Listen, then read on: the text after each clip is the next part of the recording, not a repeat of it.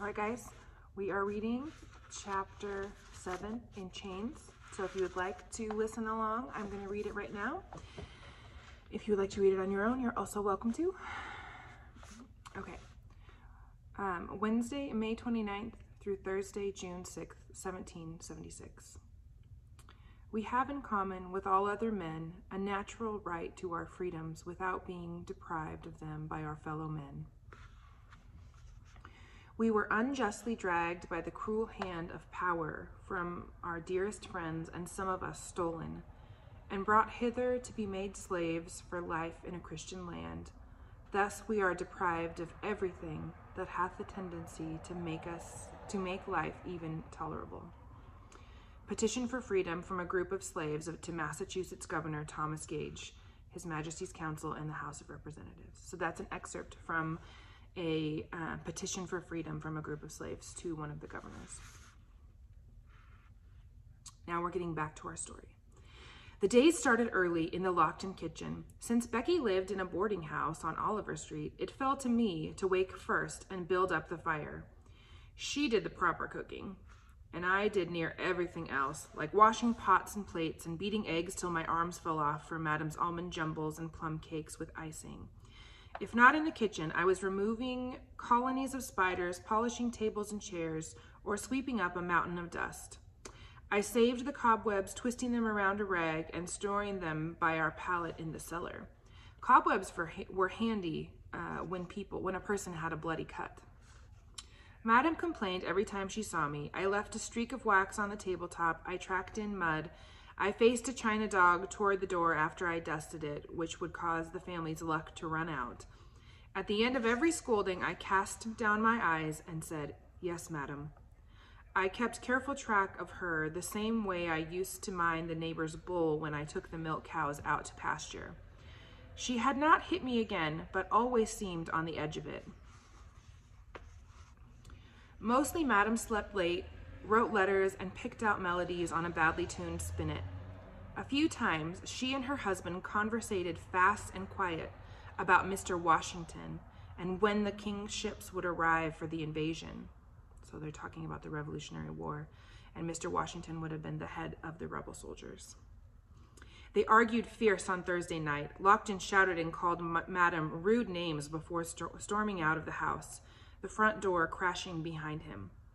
I vowed not to cross neither of them. Madam went to bed early that night, so we did too. Ruth snuggled next to me and fell asleep quick. I lay awake, praying hard but gaining little comfort. I was lost.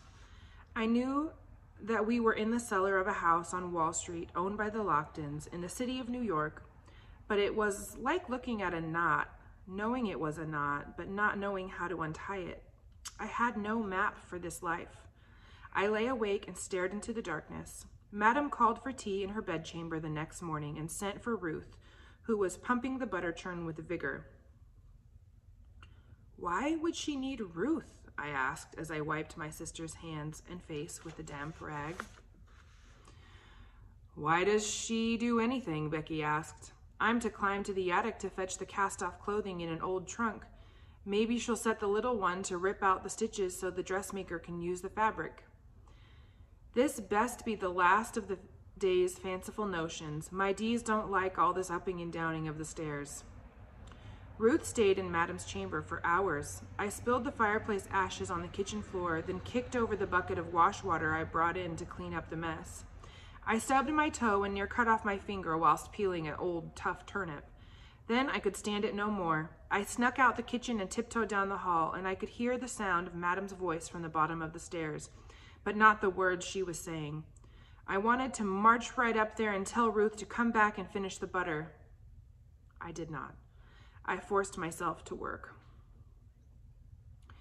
Becky took a tray of cookies and a pot of tea upstairs late in the afternoon. I pounced when she returned to the kitchen.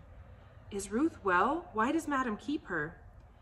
Becky chose her words with care. Madam has taken a liking to your Ruth on account of her being so tiny and quiet. She sat at the kitchen table. She means to use her for a personal maid. Pardon me? Most of Madam's friends have had a slave to split wood and carry chamber pots like you. If Madam has a slave dressed in finery, well, that makes her more a lady. Ruth can fan her when she's hot or stir the fire when she's cold. I forgot myself and sat down across from Becky. She's making Ruth into a curiosity? Becky nodded. Aye, that's a good word for it. I went cold with anger, then hot, then cold again. It wasn't right. It wasn't right for one body to own another, or pull strings to make them jump. Why was Madam allowed to hit me or treat Ruth like a toy? Take care, Becky warned, pointing to my lap. I looked down. My hands were clenched into fists so tight the cords that held my bones together could be seen. I released them.